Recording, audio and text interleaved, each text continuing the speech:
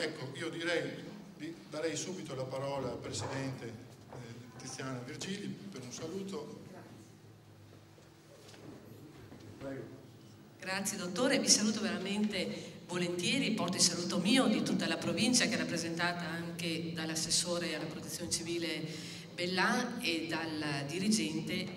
dottor Bellonzi e dottoressa Cambardelli della protezione civile. Saluto naturalmente le autorità, do il benvenuto in tempo di pace stavolta al prefetto Gabrielli, perché l'altra volta che è venuto eravamo in piena emergenza sisma, è venuto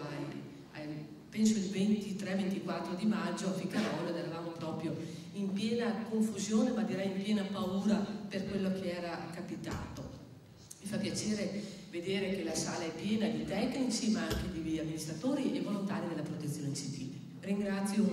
in particolare l'Ordine dei Geologi perché, e qua la provincia è stata testimone, mi spiace non sia ancora arrivato il sindaco Fenzi, ma c'è nebbia per la strada quindi arriverà, di un accordo, il primo accordo siglato con un comune, il comune di Stenta, per lo studio del rischio sismico e per adottare tutte quelle misure di prevenzione che possono e che sono indispensabili una volta visto, una volta constatato come anche il nostro territorio non sia esente da eventi sismici importanti. Quando il 20 maggio quella terribile prima scossa ha sconvolto l'Emilia, la Lombardia, ma anche molti paesi rivieraschi del nostro Polesine e l'ha fatto tremare tutto, allora ci siamo resi conto che per il nostro territorio non è più soltanto il Po una minaccia, ma il terremoto è una minaccia effettiva, una minaccia reale. E quando le minacce si conoscono, quando i pericoli, i rischi si conoscono, si impongono anche la conoscenza e l'adozione di misure di prevenzione di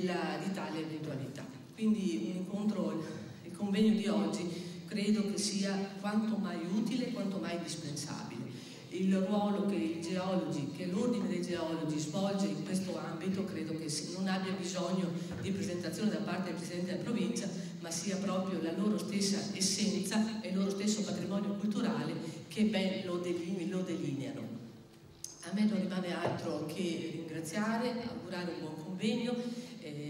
credo che sia un'occasione per anche evidenziare eventuali dubbi o considerazioni, ma anche per chiedere chiarimenti e indicazioni. C'è poi spazio per la discussione, per cui penso che i geologi, i relatori siano ben contenti di intervenire, e poi anche il prefetto Gabrielli che ha seguito l'emergenza del nostro territorio, ma che purtroppo ha maturato anche esperienze in altre regioni d'Italia.